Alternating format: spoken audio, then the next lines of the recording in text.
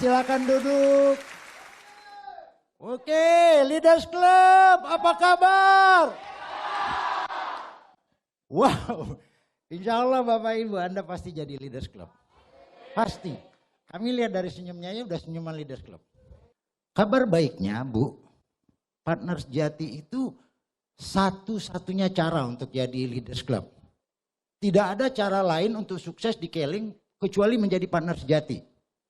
Partner sejati adalah satu tahapan seseorang sudah berubah, melakukan kebiasaan baru. Seseorang yang udah menjalani pola sukses. Semuanya punya pola, termasuk sukses, termasuk jadi Leaders Club. Bapak Ibu, sukses masalahnya adalah mesti dan mau. Untuk sementara, agar kita bisa sukses, kita tinggalkan dulu yang mau, kita lakukan yang mesti. Sepakat ya?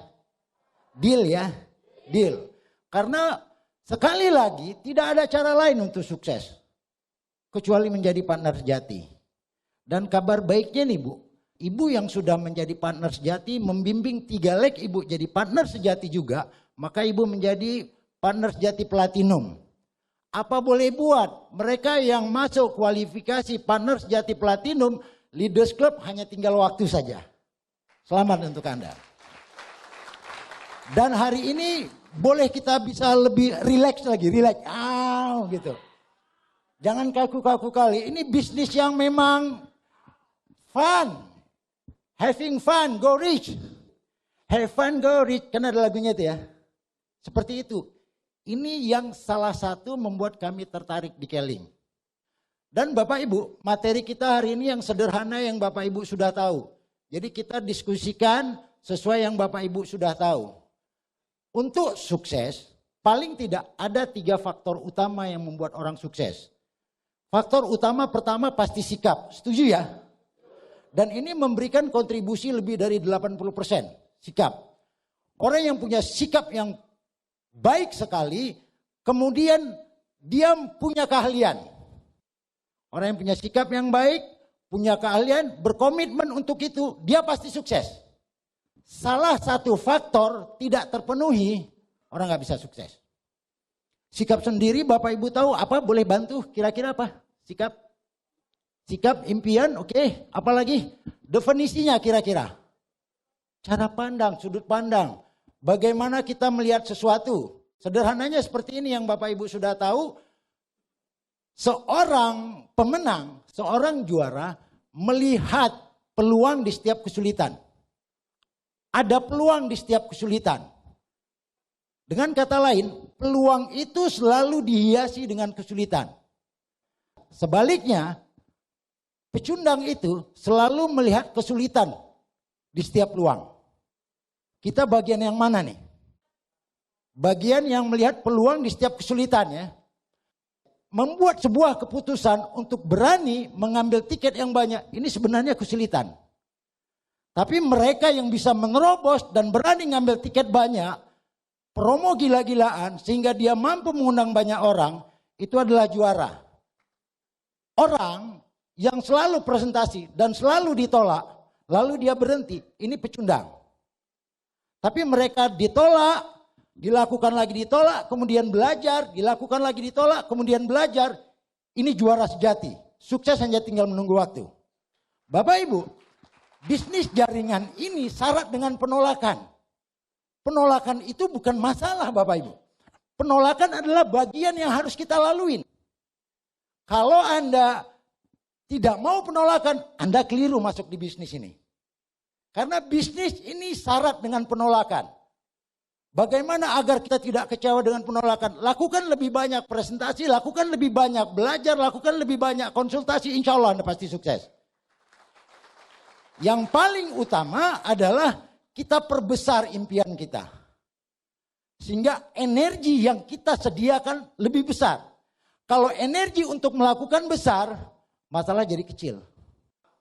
Impian diperbesar maka masalah menjadi kecil. Apakah masalahnya hilang? Masalah tetap ada. Dengan kata lain, kalau kita fokus dengan impian, tidak ada masalah Bapak Ibu. Sederhana tentang sikap. Seperti itu. Kalau Anda fokus pada masalah, Anda nggak lihat impian Anda. Tapi kalau Anda lihat impian Anda nggak lihat masalah ini. Oke, iya. Jadi bagaimana cara kita melihat? Sekali lagi Bapak Ibu, miliki sikap seorang juara. Dia tetap melihat peluang di balik kesulitan. Kesulitan itu terjadi karena impian kita terlalu kecil. Maka perbesar impian sehingga energi besar, tidak ada masalah. Penolakan bukan masalah. Satu hal yang kami ingatkan, penolakan adalah bagian dari belajar. Oke?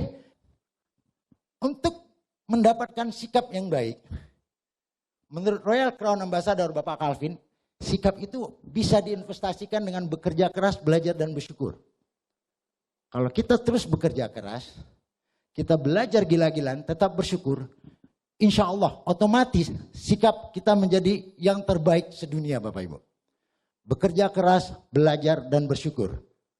Anda tetap bekerja keras, Anda tetap belajar, tetap bersyukur. Bapak Ibu, tidak pernah ada tidak kerja keras untuk sukses. Di luar sana belum tentu kita sukses kalau kita bekerja keras.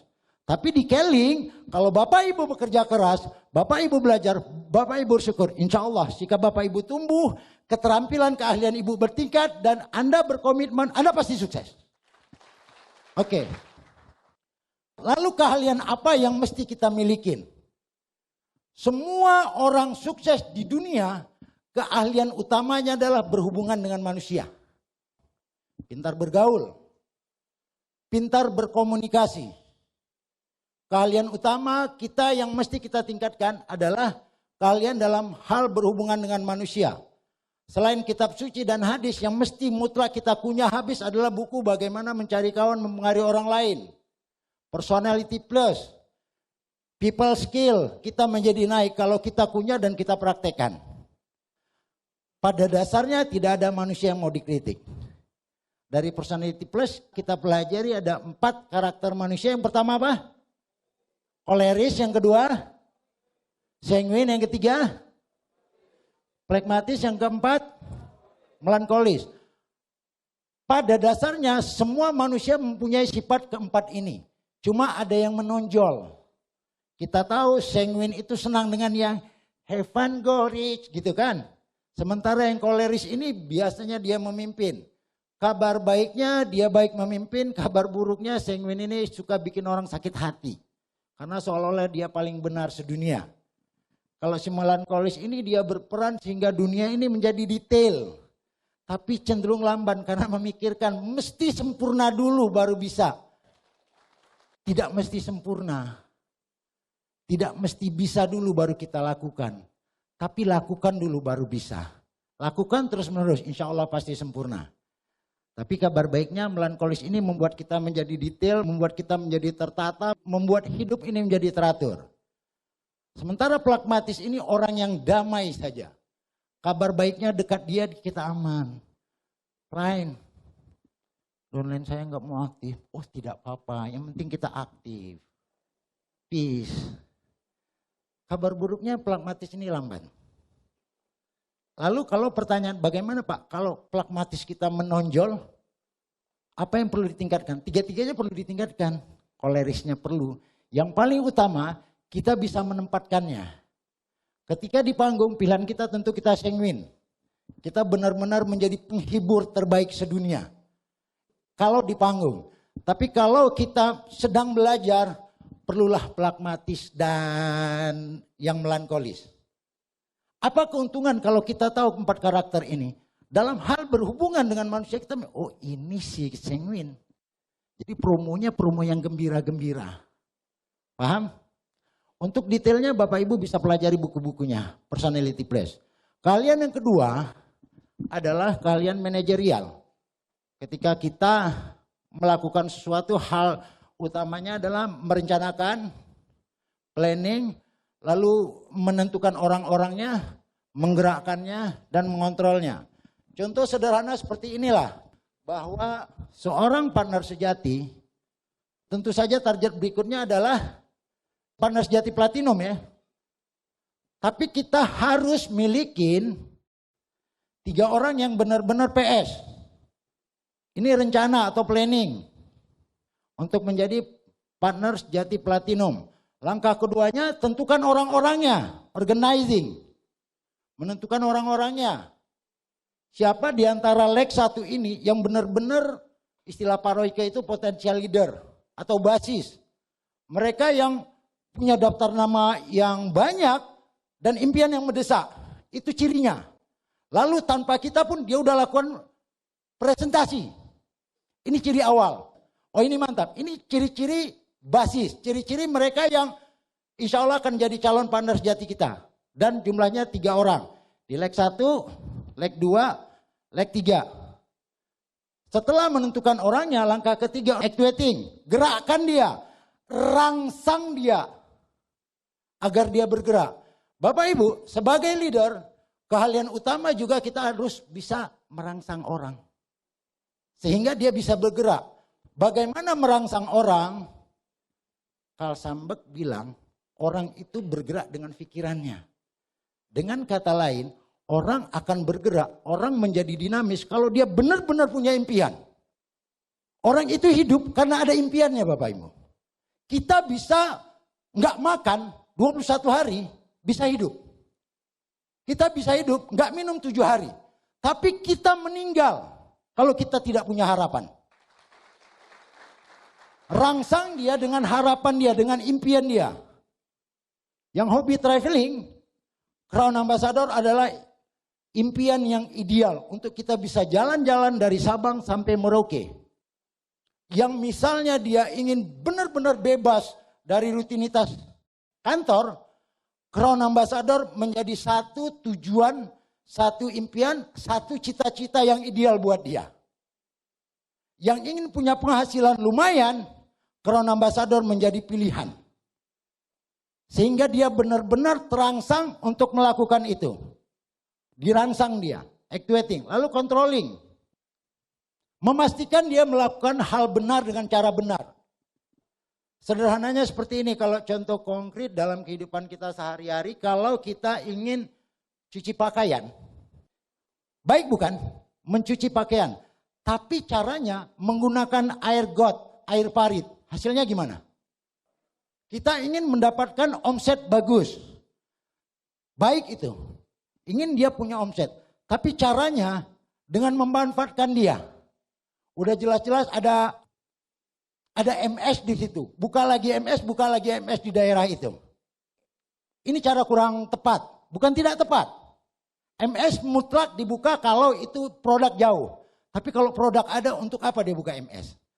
Salah satu contoh. Tapi Anda bisa konsultasi sama upline Anda. Melakukan hal benar, kita harus kontrol dia melakukan hal benar dengan cara benar. Ini keahlian yang kedua. Keahlian yang ketiga adalah keahlian problem solving. Manusia bertindak berdasarkan cara dia melihat masalah. Kita mesti ahli dalam melihat akar masalah. Jangan serta-merta. Yang perlu diingat kenapa orang melakukan itu karena dia lihat masalah seperti itu. Jangan serta-merta membuat keputusan kalau memang kita tidak tahu secara detail masalah itu. Harus diuji dulu penyebabnya apa. Dan ini sangat-sangat spesifik, sangat-sangat kondisional. Karena berhubungan dengan manusia. Kalau masalah listrik, lampu mati kita bisa cek apakah masalah di lampu atau di jaringannya atau di stop kontak. Masalah manusia sangat kompleks. Mesti dialog. Kalau dia menyangkut tentang hubungan manusia, tentang masalah dan kita harus dialog. Sehingga dia benar-benar mengungkapkan apa masalahnya. Contoh konkret seperti ini. Orang banyak punya alasan nggak punya waktu. Banyak kan? Apakah itu masalah sebenarnya? Coba didetail. Ngapain dia dari jam 00 sampai jam 24? Pasti dia punya waktu. Orang selalu punya alasan dengan harga mahal. Apa harga mahal jadi masalah? Padahal kita punya produk murah. Orang selalu bikin alasan tempatnya jauh. Orang selalu beli alasan hujan. Orang selalu beli alasan panas. Padahal itu bukan masalah sesungguhnya. Masalah sesungguhnya kita akan peroleh jawaban ketika kita dialog berdua. Apa masalah sebenarnya? Tapi apapun masalahnya Bapak Ibu, apapun masalah downline kita, kembali lagi agar dia tergerak kembali kepada impian dia. Kalau impian dia memang benar-benar bisa punya rumah yang baik, bisa punya kendaraan yang baik, penolakan kan jadi kecil. 1000 penolakan kita jadi crown ambassador Bapak Ibu. Lakukan aja lagi. Lakukan aja lagi. 1000 penolakan kita jadi crown ambassador. Siap? Siap ya? Seterusnya, komitmen. Yang paling utama adalah kita berkomitmen. Kita melakukan yang mesti kita lakukan Bapak Ibu. Jadi untuk sukses miliki sikap yang baik. Kemudian tingkatkan keahlian kita. Lalu kita melakukan berkomitmen. Insya Allah kita sukses.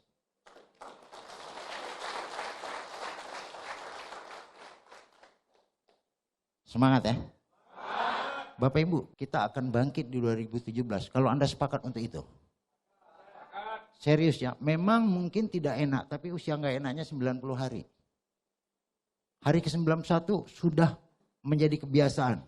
Dan Anda sudah melakukan pola yang benar untuk melakukan bisnis yang benar dengan cara benar. Leaders Club otomatis akan menjadi milik Anda Bapak Ibu. Sepakat ya? Jadi yang perlu ditingkatkan dari diri kita adalah keberanian untuk melakukan lebih. Bertindak lebih. Jangan baper lagi. Semangat lagi. Selalu melihat peluang di setiap kesulitan. Berani meningkatkan kapasitas. Berani melakukan lebih. Make it happen. Setuju? Setuju ya? Karena pada dasarnya kalau diumpama binatang, kalau boleh kita adalah seekor elang, bukan ayam. Kami mau cerita Bapak Ibu, di akhir sesi kita yang sederhana ini bahwa Pak Tugimin ini petani yang rajin. Satu kali petani ini pergi melihat air di persawahannya. Di tengah jalan dia ketemu telur. Telur itu dieramkan oleh ayam, kebetulan ayamnya sedang mengeram. Pada waktunya telur ini pun menetas.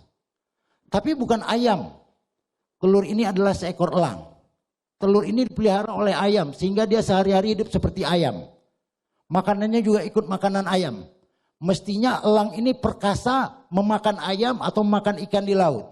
Tapi karena dipelihara oleh seekor ayam, hidupnya layaknya ayam. Keperkasaannya hilang. Satu masa datang elang yang akan memangsa ayam. Dia lihat ada seekor yang aneh. Ternyata didekatinya elang. Dia samperin, hei, kamu bukan ayam, kamu adalah seekor elang. Kamu mestinya hidup di angkasa, dari pohon ke pohon. Makanan kamu justru ayam atau ikan. Oh tidak, saya seekor ayam karena saya dipelihara oleh ayam.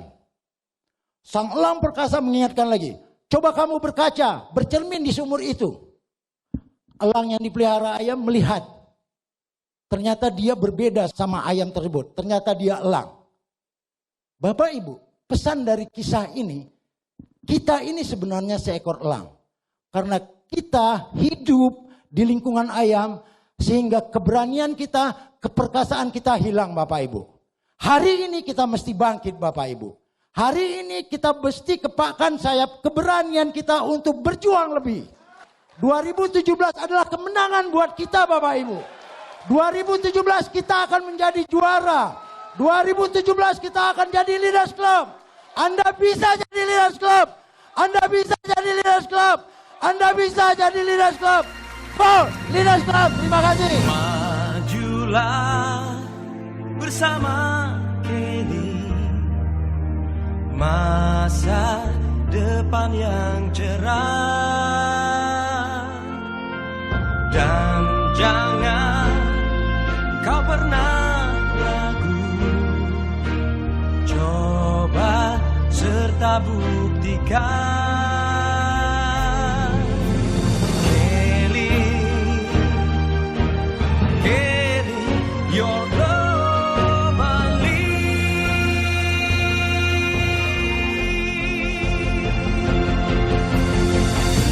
Untuk masa depan yang gemilang.